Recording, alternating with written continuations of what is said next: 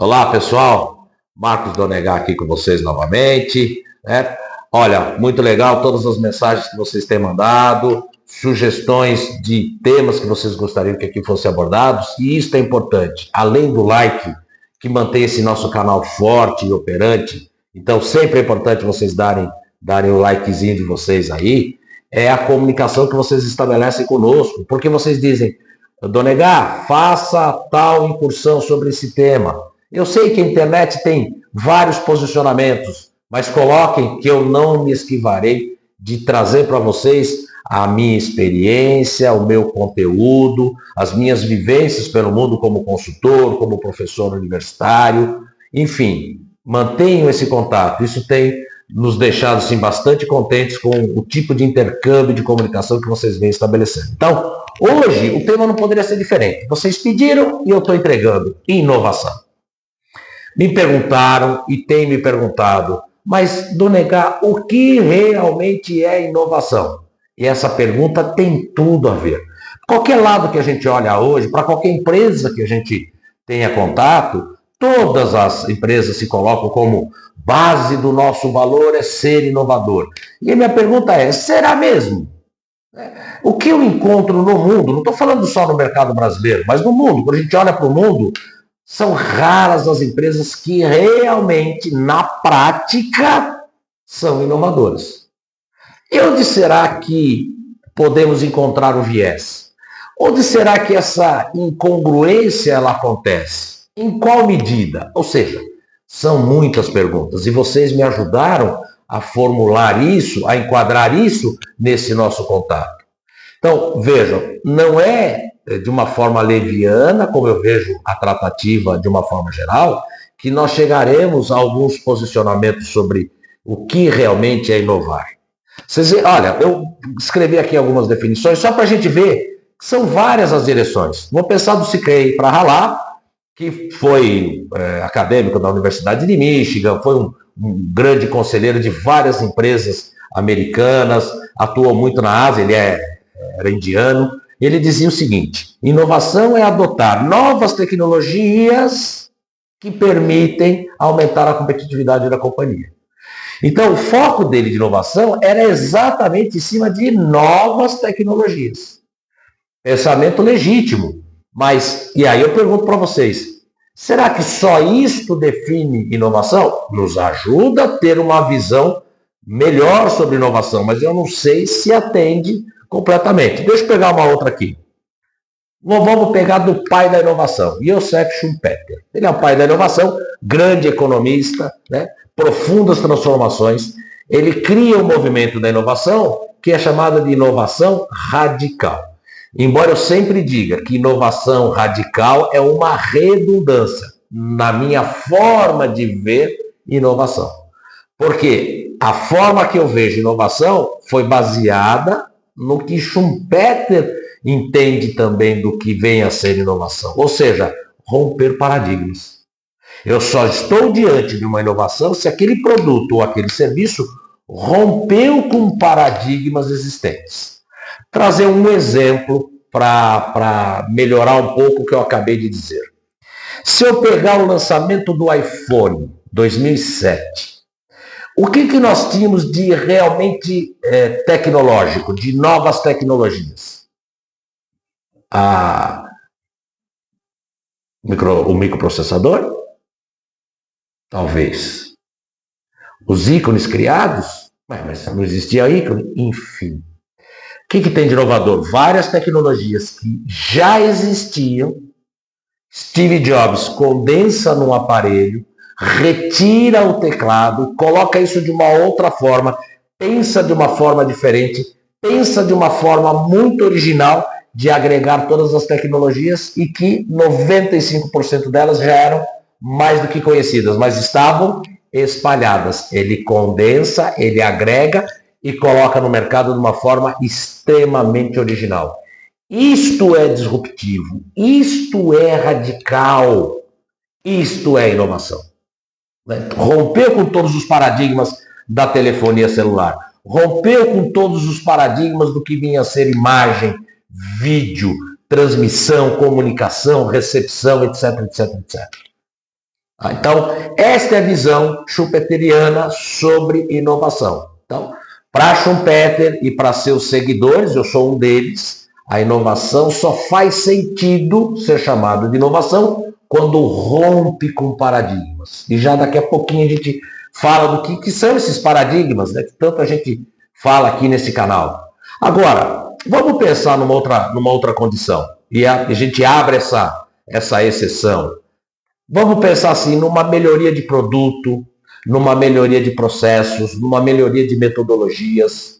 Podemos considerar isso uma inovação? Podemos chamar isso de inovação que incrementa melhorias, né? Fica incremental. O produto fica mais funcional, mais acessível, mais amigável. Os processos dentro da empresa estão mais racionalizados, menos gargalos, mais fluidos. Então, claro, temos que considerar isso e podemos chamar de uma inovação incremental. Então, aqui neste canal, toda vez que eu falar inovação, você já sabe, inovação radical, rompe com paradigmas. Porém, consideramos um segundo estágio de inovação, que é incremental, e vocês entenderão por quê. Incremental, ou aquela inovação de melhorias contínuas, ela entrega o que para a organização? Ela entrega o que para os profissionais? À medida que eu pratico efetivamente a inovação incremental, tempos e tempos, eu preparo a organização, eu preparo os colaboradores para uma inovação legítima, que é a inovação radical. É essa inovação que Schumpeter colocou no começo do século passado e que disse, isto é inovação. E fez toda a diferença na forma como a gente pratica a inovação no mundo. Ok? Então, espero não ter complicado para explicar essa visão de Schumpeter para vocês e como nós colocamos a incremental. Porque hoje o que a gente sabe de uma forma empírica, também por pesquisas e por acompanhamento das organizações. As organizações que conseguem colocar as inovações radicais no ar, elas têm como pontos comuns, elas vêm ao longo do tempo praticando inovação incremental, melhorias contínuas em todas as direções. E deságua aonde? Qual é o oceano das inovações incrementais? A inovação radical. Então, parece que para termos sucesso numa inovação radical, precisamos ter esses 95% de transpiração nas inovações incrementais e somente 5% na inspiração, que é quando quando as incrementais desaguam no oceano, a gente consegue pensar numa inovação radical ou a inovação radical acaba por acontecer. Então não tem ponto de mágica nisso, né? Não tem uma pílula mágica que fala assim, não, eu acordei hoje e pensei e pratiquei uma inovação radical. Não existe isso, pelo que a gente vem acompanhando nos últimos 30 anos nas organizações com as quais a gente tem feito inúmeros trabalhos e tem assistido trabalhos de outras pessoas através da própria literatura. Ok, pessoal, por aqui? Não esqueçam do like, hein? Aproveitem aí, né? Fortaleça esse canal. Então, já colocamos que para nós aqui nesse canal só existem dois tipos de inovação. A inovação radical, legítima, disruptiva e a incremental. É a incremental que nos leva à inovação efetiva, à inovação radical. Pois bem, isso colocado, eu tenho que, nesse nosso final dessa nossa jornada, eu tenho que falar sobre paradigmas. Então, na verdade, o que são paradigmas? Eles são aqueles elementos que delimitam um determinado fenômeno. Então, como eu enxergo, né, as inclusões sociais, tem uma série de paradigmas que delimitam essa questão. Como que eu vejo, né, o processo científico de vacinas? Tem outros paradigmas envolvendo aí que até influenciam o quê? Nas metodologias e nos processos. As questões sociais que hoje estão muito sendo divulgadas, muito sendo trabalhadas. Como é que eu enxergo isso? Através de paradigmas. Então, paradigmas são normas, são regras, são delimitadores de um determinado fenômeno, de uma determinada questão que estejamos avaliando, estejamos analisando. Então, quando eu penso assim, quais são as ações diagnósticas de uma organização? Então, quando vou lá para o meu trabalho lá de de consultoria para alguma dor específica que o empresário procura os nossos serviços. Muito bem. Chegando lá, eu posso utilizar algumas ferramentas. Então, existem inúmeras ali, eu vou citar algumas até aleatoriamente, né? Análise SWOT, modelo das 4 ações, né? Para dizer alguma, PESTEL, né? 5W2H, né? Princípio de Pareto. Tudo isso assim, tudo isso está no nosso repertório. Tudo está no nosso repertório. A forma como eu utilizo isso, quem determina são os meus paradigmas. Como eu enxergo, como eu percebo, como eu atuo dentro das organizações. A minha visão de mundo, a minha visão de negócio, a minha visão de processos, minha visão de pessoas. Então, tudo isto faz o meu conjunto de paradigmas, faz o conjunto de vocês de paradigmas. Então, é através dos paradigmas que nós enxergamos o mundo. É através dos paradigmas que nós enxergamos os negócios, né, os fenômenos que nós estamos envolvidos. Isto é fundamental, porque o mundo, desde que o mundo tem consciência de si, que é mundo, os paradigmas estão presentes. Então eles não são nem heróis, muito menos vilões. Qual é a grande questão? Quando a gente não repensa os paradigmas, quando a gente não percebe que novos paradigmas estão pedindo passagem, e aí a gente acaba atropelado, pessoal. Né? Envelhecer é isso, é não repensar os paradigmas, é não atualizá-los, é não melhorá-los, é não colocá-los em sintonia com o mundo de negócios, o mundo de pessoas, o mundo social, no sentido mais amplo. Este é o grande problema dos paradigmas. Para a gente finalizar, só para dar assim, um exemplo rápido, eu sempre gosto de trazer esses exemplos mais tradicionais, porque eles materializam o que a gente está falando. Pensa na diferença entre Kodak e Fujifilm. Talvez muitos de vocês aqui nunca nem tenham ouvido falar da Kodak. Mas foi a maior empresa, eu já disse nesse canal, já usei esse exemplo pelo menos uma vez. Foi a maior empresa fabricante de películas, né, de filmes fotográficos, de papel fotográfico, a maior exportadora do mundo. Estava presente em mais de 150 países, com mais de 80% de market share. Ufa, cansou só de falar. Era a empresa gigante. Onde ela está hoje? Se vocês me perguntarem, eu nem sei onde ela está. Ela quebrou de A a Z.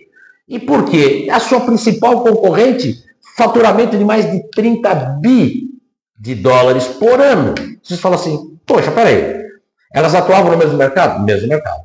Elas faziam a mesma coisa? Faziam a mesma coisa. Aliás, a Kodak era fornecedora da Fuji, tanto dos filmes fotográficos quanto dos papéis, né, para a revelação das fotos. Como pôde aquela segunda, historicamente a segunda colocada, ter sobrevivido nesse mercado e a que era a gigantona não conseguiu? Então, aí vai a questão. Uma acordou para a existência de novos paradigmas pedindo passagem, a outra não. Então, para a Kodak, qual era o futuro da imagem? Continuava sendo a película magnética. Para a Fuji, qual era o futuro da imagem? Era virtual, eletrônica. Aproveitou a máquina digital como disruptiva, né? Porque a imagem antes era só em película magnética, de repente a Kodak inventou a maquininha digital de fotografia, que hoje está embutida efetivamente nos nossos smartphones. Aí vocês digam assim, mas quem inventou? Fala, pois é, eles não deram valor, porque aquilo não era compatível com o conjunto de paradigmas existentes da Kodak. Então elas abandonaram. Para a Fuji falou, esse é o futuro da imagem, não era nem o futuro da fotografia.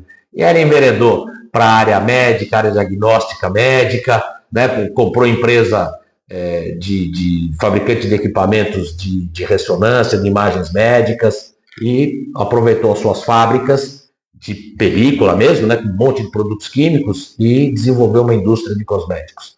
Ou seja, ela rompeu com os paradigmas que estavam dentro dela, estavam dentro da Kodak, só que a Fuji rompeu e permitiu os novos paradigmas entrarem na sua cultura. E hoje ela é uma das gigantes do mundo, com faturamento acima de 30 bi, e a Kodak, que não fez o mesmo movimento, parou pelo caminho, lamentavelmente. Pessoal, eu espero que tenha ficado claro para vocês o recado de hoje, né? Esse investimento, vocês produziram esse tema, vocês pediram esse tema, e eu estou entregando a vocês. Espero que tenha atendido as expectativas de vocês. Então, beijão no coração de vocês e até o nosso próximo encontro, que seja breve. Tchau.